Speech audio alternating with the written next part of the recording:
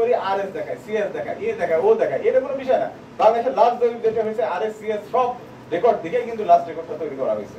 এই রেকর্ড যার নামে উঠবে সেটা যদি ভুল করে উঠে থাকে তাহলে সেই জমির মালিক হয়ে যাবে। অবশ্যই মনে রাখবেন যে পুলিশ ওই জমির যে কাগজ, ওই কাগজের বাইরে একটা কোনো ডিসিশন দেওয়ার ক্ষমতা নেই। আদালতই পারে না, আর আমি তো প্রশ্নই আসে না। পুলিশ জাস্ট ওই দুই পক্ষের কাগজ দেখে শুধু বলে যে এর কাগজটা আমার কাছে সঠিক মনে হয়েছে, এইটুকু, এর বেশি কিছু না। পুলিশ কিন্তু কোনো রায় দিতে পারে না জমি নিয়ে, হ্যাঁ এখানে আমি এই বিচার বিশ্লেষণ করে দেখলাম এই জমির মালিক, এটা কখনোই কেউ পারে না। এই বিষয়ে আপনাদের ভুল ধারণা থাকতে পারে। আমাদের যে এটা হয় সেটা জাস্ট কাগজ থেকে বলে দেওয়া যায় ভাই এই কাগজটা সঠিক আছে, এইটুকু আমি জানি। এখন এই কাগজ মতে এই জমির মালিক অমুক, এটাই। জমির হিসাব কিন্তু খুব সহজ বিষয়, জমি এত জটিল কোনো বিষয় না। আপনি বাংলাদেশের লাস্ট যে খতিয়ানটা তৈরি হয়েছে ওই খতিয়ানে যার নাম উঠবে মনে করবেন ওই জমির মালিক ছিল।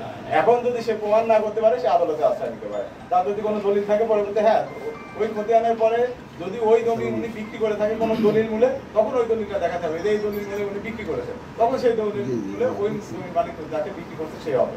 কিন্তু খতিয়ানে যার লাস্ট নাম উঠবে মনে রাখবেন একটা হিসাব সেই জমির মালিক। এটা খুব সিম্পল হিসাব, এটা নিয়ে এত জটিল হিসাবে আমরা কি করি আরএস দেখায়, সিএস দেখায়, এ দেখায়, ও দেখায়, এটা কোনো বিষয় না। বাংলাদেশের লাস্ট যেটা হয়েছে আরএস সিএস সব রেকর্ড দিকে কিন্তু লাস্ট রেকর্ডটা তৈরি করা হয়েছে।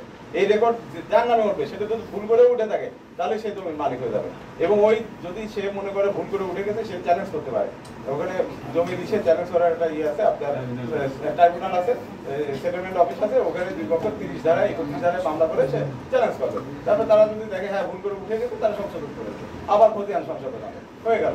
এটা এমন কোনো জটিল কোনো বিষয় না।